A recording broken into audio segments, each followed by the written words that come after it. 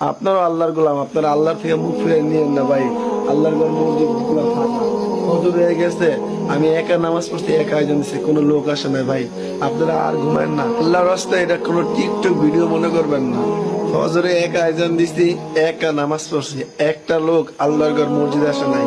এই বৃষ্টি, এই শীত পায়া আপনাদের কি হলো? আপনারা রবরে কিভাবে ভুলে গেছেন?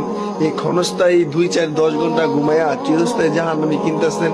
শুধু এটা এই মসজিদের হালত না, বাংলাদেশের বহুত মসজিদ আছে, একজন মুসলিমও যায় না, রেশারেশি কইরা, কাজ্জা কইরা, ঝগড়া কইরা। ভাই, কাজ্জা আপনার আমার লগে থাকতে পারে, ব্যক্তিগত সমস্যা থাকতে পারে, কিন্তু আল্লাহর ঘর মসজিদের তো কোনো সমস্যা নাই। আপনারা কেন নামাজ পড়েন না? আপনারা জানেন আপনারা না আসার কারণে পুরো মহল্লার উপরে কত আযাব চলবে।